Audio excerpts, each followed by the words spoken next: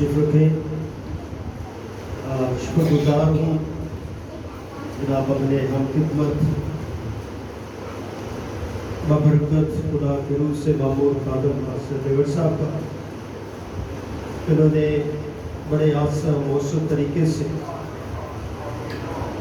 میری خدمت کو سراہا. خدمت انسان کی نہیں ہوتی بلکہ خدا کی ہوتی ہے، اور خدمت جس کو خدا دیتا ہے پھر خدا اسے سربلند بھی کرتا ہے. خدا وقت باوقت کلام میں ہمیں اکٹھا کرتا ہے تاکہ کلام کی ہم تسلی پا سکیں. کلام جو زندگی کا کلام ہے کہ اس کے پاک روح کی رہنمائی کے وسیلے سے لکھا گیا ہے تاکہ گناہگار شخص اس کی نجات کو پہچان سکے اور اس کے کفارے کی خصوصیات کو سمجھ سکے اور اپنی سیرت اور بصیرت میں تبدیلی لا سکے. یہ انسان جب زمین سے کوچ کرتا ہے یا چلا جاتا ہے، وہ اپنے خاندان کو چھوڑ دیتا ہے، ایک لمحے کے لیے تو ایسا لگتا ہے کہ پورے خاندان کی زندگی ختم ہو گئی، نیست ہو گئی. پھر وہی خاندان جب خدا میں ہو کر، کلام میں ہو کر، کلام کی باتوں پر دھیان لگاتا ہے، پھر وہ خدا کی شکر گزاری کرتا ہے کہ تو نے دیا، تو نے لیا، تیرا نام مبارک. انسان مبارک نہیں ہے، مبارک ایک ہی نام ہے، وہ یسوع نام ہے. اس لیے آج کے پیغام میں ہم تسلی اور زندگی کی باتیں سیکھنا چاہتے ہیں. کیا باتیں سیکھنا چاہتے ہیں؟ تسلی اور زندگی کی بات سیکھنا چاہتے ہیں. پولس رسول کا خط پہلا تسلیکی اور اس کا 4 باب، اور اس کی جب 13 سے ہم 18 آیتیں مبارکہ کہ ہم تلاوت کرتے تو وہاں پر ہمیں ایک تسلی اور کامل تسلی کی امید نہیں بلکہ زندگی کی روشنی ملتی. اور پولس رسول جب تسلیکیوں کی کلیسیا کو یہ پیغام لکھتا ہے، اس وقت کے لوگ نا امیدی میں تکلیف و دکھ محسوس کرتے ہیں، مگر خدا کا بندہ خدا کے کلام کو تک پہنچاتا ہے کہ غم کے بعد جو تسلی ہے، غم کے بعد جو امید ہے، غم کے بعد جو سرفرازی ہے، اس کو سمجھے.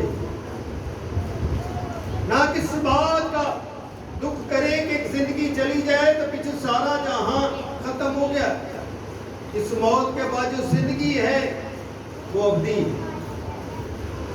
اس جہاں موت کے بعد جو زندگی ہے وہ کیا ہے؟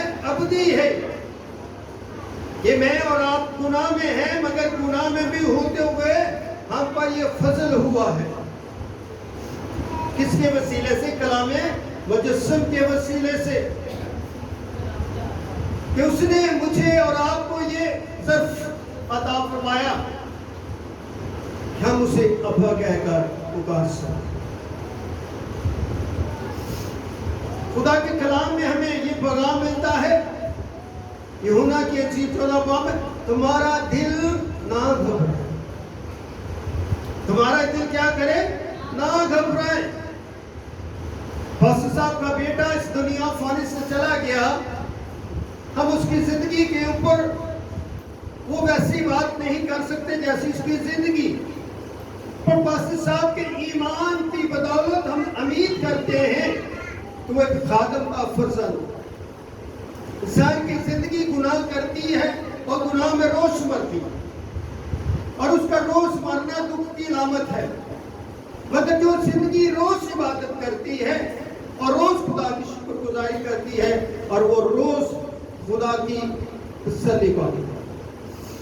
کلام کہتا ہے تمہارا دل نہ گھبرائے. کلام مجسم کہتے ہیں جس طرح تم باپ کی عزت کرتے ہو میری بھی عزت کرو. میرے باپ کے گھر میں بہت سارے مکان ہیں، اگر نہ ہو تو میں تم سے فرما دیتا اور میں جاتا ہوں تمہارے لیے کیا کروں، جگہ تیار کروں. دنیا میں کوئی نبی کوئی رسول کاہن کے پاس یہ بات نہیں ہے، یہ اختیار نہیں ہے کہ وہ یہ کہے کہ تمہارا دل نہ گھبرائے، تم دکھ میں نہ رہو. مگر زندگی کے مالک کے پاس یہ اختیار محکم ہے، وہ کہتا تمہارا دل نہ گھبرائے. تم میرے باپ کی عزت کرتے ہو تو میری بھی عزت کرو. جس طرح تم زمین پر رہتے ہو اسی طرح کی جگہ میں تمہارے لیے آسمان پر تیار کرنے کو ہوں. یہ وقت ہماری زندگی کی تیاری کا ہے. اگر ہم زمین پر اپنے آپ کو تیار نہیں کرتے اور بھرے کے لہو سے اپنی زندگی کو نہیں دھوتے تو ہمارے اندر مروسی گناہ جو ہے وہ اتنا زور آور ہو جاتا ہے، پھر ہم کراتے مر جاتے ہیں، نیست ہو جاتے ہیں. مگر اس نیستی کے بعد جو برکت ہے وہ اپنی زندگی. اسی لیے کلام مجسم کیا کہتے ہیں، میں تمہارے لیے کیا کرتا ہوں، جگہ تیار کرتا ہوں. یہ کوئی بات عام نبی نہیں کہتا بلکہ یہ دنیا کا بنانے والا کہتا ہے. دنیا کا تخلیق کنندہ یہ اپنے لبوں سے ارشاد فرماتا ہے، اس نے میرے لیے سندر اور اچھی جگہ تیار کی. موت میں ہمیشہ ایک بات کہتا ہوں، موت گناہگار کا حق ہے. گناہ سے خدا کو کراہت ہے، نفرت ہے. مگر جب گناہ جو ہے انسانی زندگی میں داخل ہوا تو خدا نے گناہگار سے محبت، اور اس کی محبت کا ثبوت یہ ہے کہ اس نے اپنے بیٹے کو دنیا میں بھیج دیا. اور 3:16 میں یوحنا میں لکھا کہ خدا نے دنیا سے کیا کی، محبت. خدا نے دنیا سے ایسی محبت رکھی کہ اس نے اپنا اکلوتا بیٹا بخش دیا تاکہ جو کوئی اس پر ایمان لائے ہلاک نہ بلکہ کیا کرے، ہمیشہ کی. ایمان میں ہماری زندگی ہے بلکہ ہمیشہ کی زندگی ہے اور اپنی زندگی ہے. کیونکہ یہ بات کوئی عام نبی یا نیک بات کرا بلکہ خدا کا کھلوتا پھلوٹا کلام مجسم کر رہا ہے. اس سے بڑی ہمارے پاس تسلی نہیں ہو سکتی. اس لیے موت کا میرا حق ہے. موت کے بعد جو میری زندگی ہے اور وہ میری زندگی اپنی بادشاہ کی گواہ ہے.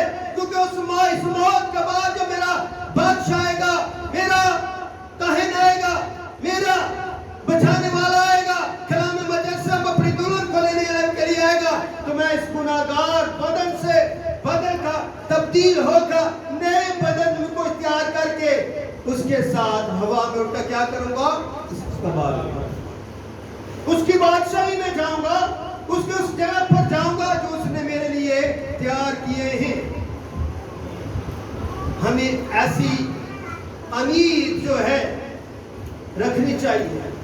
جب ہم نا امید ہو جاتے ہیں تو پھر خدا کی بادشاہی سے محروم ہو جاتے ہیں.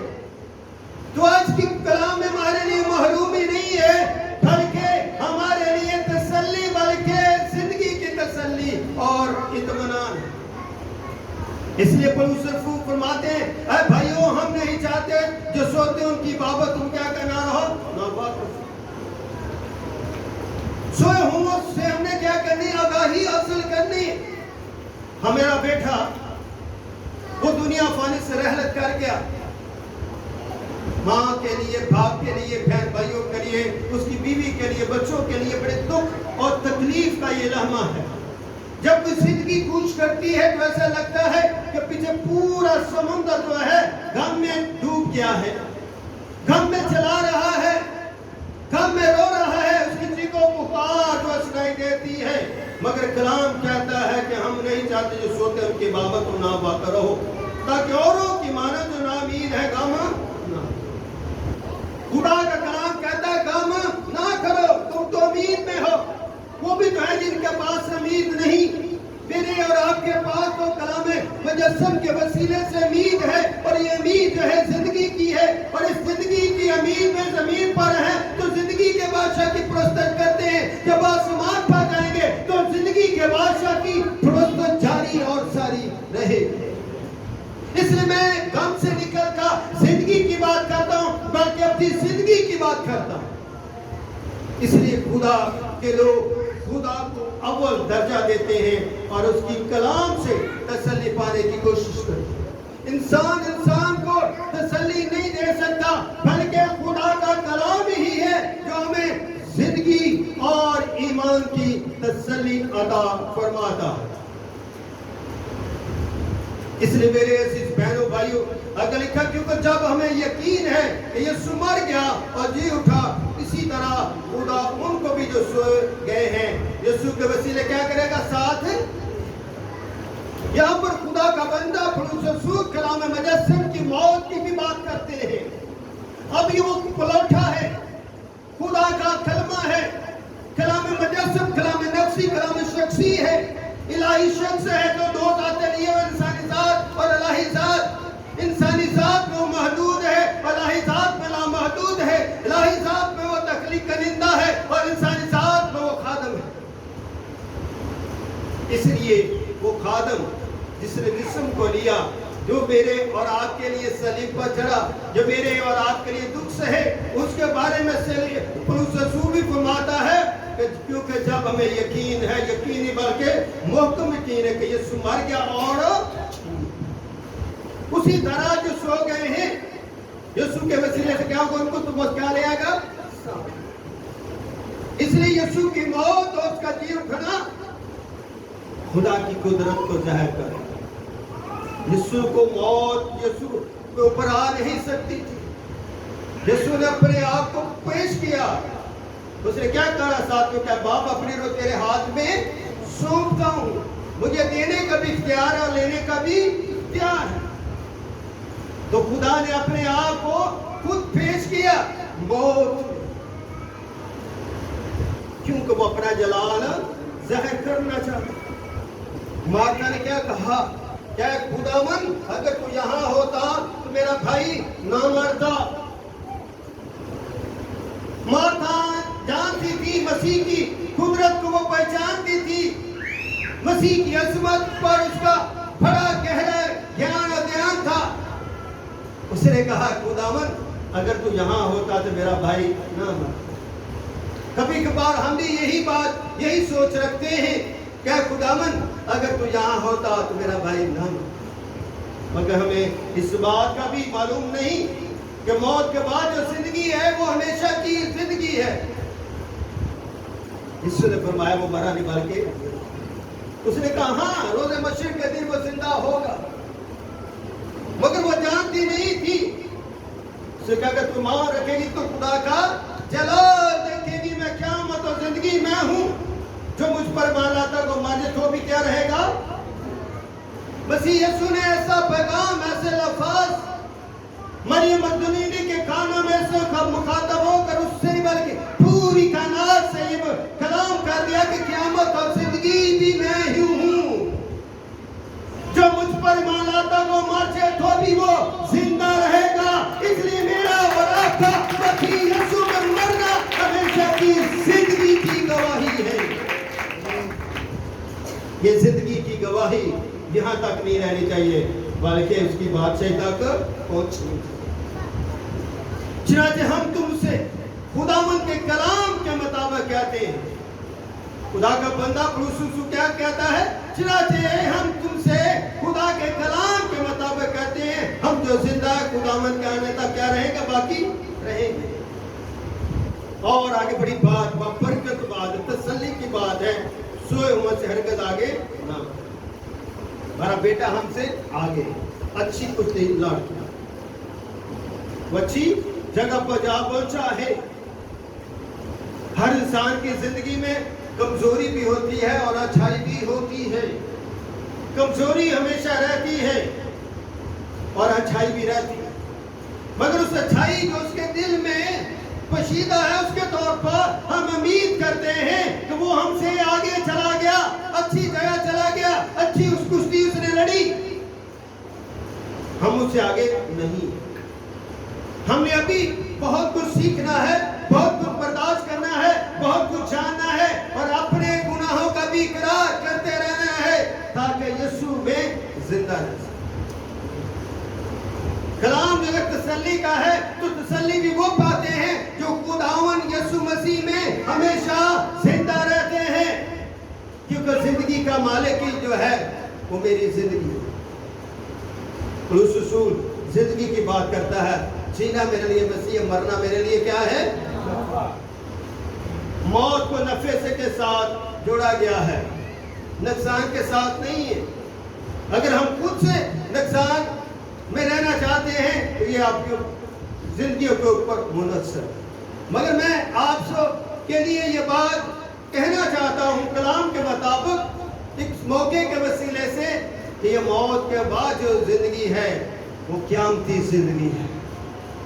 وہاں پر کوئی رونا دھونا یا دانتوں کا پیسنا نہیں ہوگا, وہاں پر کوئی مرد یا عورت کا تصور نہیں ہوگا, بلکہ وہاں پر ہم فرشتگان کی طرح خداوند کے ساتھ پرستش و تمجید کرتے رہیں گے اور خدا کا کلام سنتے رہیں گے. جس طرح زمین پر ہم خدا کا کلام سنتے ہیں, اسی طرح سے آسمان پر بھی ہمیشہ ہمیشہ کے لیے کلام سنایا جائے گا. پرستش کا موقع ملے گا, دعا کا موقع ملے گا, خدا میں زندہ رہنے کا موقع ملے گا, اور ہر وقت اس خالق کو ہم قدوس قدوس کہتے ہیں.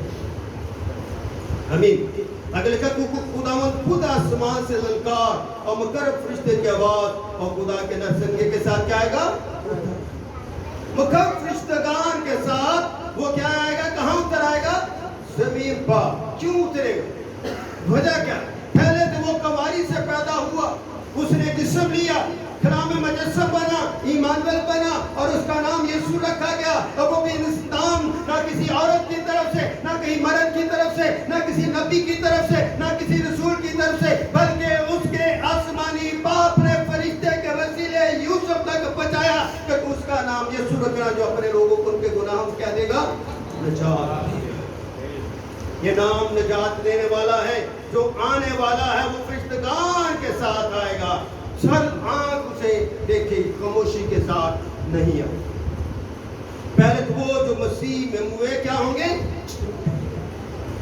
پہلے کی بات کی گئی ہے جو مسیح میں سو گئے, گہری نیند سوئے ہوئے ہیں, جن کو ہم سبردے خاک کرتے ہیں, جس کو خاک اور خاک, راک کو راک, مٹی کو مٹی کے حوالے کر کے ہیں. کلام سچی بابرکت اور قدرت نما بات کرتا ہے کہ پہلے وہ جو مسیح میں ہوئے وہ کیا ہوں گے؟ جی. تو جب میرا آقا آ جائے, جب میرا مالک آ جائے, جب میرا یسوع آ جائے, تو مٹی تو کیا, پہاڑ بھی اس زندگی کو چھوڑ دیں گا, وہ زندہ ہو. جہاں اس کے قدم لگتے ہیں وہاں پر چشمہ کھولتا ہے, معجزہ ہوتا. جب وہ لازر کی قبر پر گیا تو اس نے ایسے خادم ہوتے ہوئے دکھ کیا, مگر جب اس نے لازر کا آواز دی تو اس کی قدرت نے کام کیا, لازر جو ہے کفن سمیت زندہ ہو. 4 دن کا شخص جو قبر کے اندر ہے, منو مٹی کے نیچے ہے, وہ زندہ ہو. دوبارہ اسے زندگی مل گئی, مگر لازر پھر مر گیا. لازر زندہ ہوا, پھر مر گیا, مگر اب جب وہ زندہ ہوگا تو وہ خدا کا آسمان پر دیدار کرے گا, اسی طرح جس طرح ہمارا بیٹا بھی زندہ ہوگا. وہ ہمارے تمام بہن بھائی عزیز و کار جو مسیح میں سو گئے سب زندہ ہوں گے. تو آگے جو بڑی بابرکت بات ہے, ہم جو زندہ ہوں گے ان کے لیے کیا پیغام. پھر ہم جو زندہ باقی ہوں گے ان کے ساتھ باتوں پر اٹھائے جائیں گے تاکہ ہوا میں خدا کا استعمال ہو. بات سمجھیے, لکھا کہ پھر ہم جو زندہ باقی ہوں گے ان کے ساتھ باتوں پر اٹھائے جائیں. یہ بدن جس کے اندر گناہ ہے یہ ہوا میں اڑ نہیں سکتا, یہ اس کی بادشاہی میں داخل نہیں ہو سکتا. اس زندہ بدن کو آنن فانن, آنکھ کی جھپکی کی مانت جائے گی, موت آئے گی اور زندہ ہو جائے. جو زندہ ہوں گے آنن فانن ان کو موت لے کے کیا ہو جائے گا, فل فور زندہ ہو جائیں گے, اور پھر وہ بعدوں میں اٹھائے جائیں گے, اس دولے کا استقبال کریں گے. یہ سب سے بڑی گواہی ہے جو اس وقت زندہ ہوں گے. لکھا ہے اسی طرح ہمیشہ خداوند کے وہ کیا رہے ساتھ رہیں۔ ہمیشہ کہاں رہیں گے؟ خداوند کے ساتھ رہیں۔ یہ نہیں کہا کہ ان کے لیے علیحدہ مقام کر دیا، علیحدہ جگہ متعین کر دی، نہیں، بلکہ خدا کے کلام لکھا کہ وہ ہمیشہ کس کے ساتھ رہیں گے؟ خدا کے ساتھ رہیں گے، خدا کے تخت پر رہیں گے، ان بزرگوں کے طرف پر رہیں گے، سرافیم کے ساتھ رہیں گے، کربیم کے ساتھ رہیں گے۔ تو کس طرح رہیں گے؟ جلالی صورت، ایمان کی شکل و صورت، خدا کا جلال جو ان پر ظاہر ہوا ہے جی اٹھنے کا، اس صورت میں وہ رہیں گے اور وہ کمزوریوں سے ان کو ہمیشہ چھٹکارا مل جائے گا۔ تو آگے لکھا پس تم ان باتوں سے ایک دوسرے کو کیا دیا کرو؟ یہ وقت کیا ہے؟ بازو کے لیے پس منشا کے لیے پس ان باتوں سے ایک دوسرے کو کیا دیا کرو؟ تسلی دیا کرو۔ خدا کا کلام تسلی، جب ان باتوں کو سنتے ہیں تو ہمارا دل خوشی کرتا ہے، ٹھاٹھے مارتا ہے، خدا میں جھکتا ہے، خدا کو سجدہ کرتا ہے، کیونکہ وہی سجدے اور تمجید کے۔ اس لیے ہمارا دل گھبرانا نہیں چاہیے، بلکہ ان باتوں سے ہم ایک دوسرے کو تسلی دیں اور خداوند کا شکر۔ ابھی ہمیں بچوں نے بڑا خوبصورت یہ تسلی کا چشمہ یا ہوا، تو تسلی کسی اور نام سے نہیں ملتی، تسلی خدا کے نام سے۔ وہ خدا جس کی ذات اقدس میں تین اکروں میں خدا باپ، خدا بیٹا اور خدا روح القدس۔ اس لیے ہم مسیحی کلام مجسد پر ایمان رکھنے والے تثلیث فی توحید کو مانتے ہیں، توحید فی تثلیث کو مانتے ہیں۔ نہ ہم توحیدی ہیں نہ ہم تثلیثی ہیں، بلکہ ہم تثلیث فی توحید کو مانتے ہیں۔ بعض لوگ خدا کو مانتے ہیں، بعض لوگ بیٹے کو مانتے ہیں، بعض لوگ روح القدس کو مانتے ہیں۔ یہ بہت ساری بدعات ہمارے معاشرے میں ہیں، مگر ہم خدا باپ کو بھی مانتے ہیں، خدا بیٹے کو بھی مانتے ہیں اور خدا روح القدس کو بھی مانتے ہیں، کیونکہ تینوں اقنوم اس کی ذات اقدس میں کیا ہے؟ متحد ہیں۔ اس لیے یہ ہمارا تصور ایمان ہے کہ ہم تثلیث توحید فی تثلیث کو مانتے ہیں کہ اس کی ذات اقدس میں جو تینوں اقنوم کیا ہے؟ باپ الہی ہے، بیٹا الہی ہے اور روح القدس الہی ہے، اور الہی کو کوئی جدا نہیں کر سکتا۔ اس لیے جب ہم اس توحید فی تثلیث کو مانتے ہیں تو ہم خدا کا شکر ادا کرتے ہیں، اس خالق کی عبادت کرتے ہیں جو سب کا خدا ہے۔ خدا کو کسی نام سے بھی پکارا جا سکتا ہے، یاد کیا جا سکتا ہے، اس کی تمجید اور ستائش کی جاتی ہے، کیونکہ دنیا میں بہت ساری زبانیں ہیں، بہت سارے الفاظ ہیں اس کی شان اقدس کے لیے، جس نام میں بھی اسے پکارے وہ نام خدا کی شان کو ظاہر کرتا ہے۔ خدا آپ کو بڑی برکت دے اور آج کے کلام کے وسیلے سے بڑی تسلی اور شکریہ۔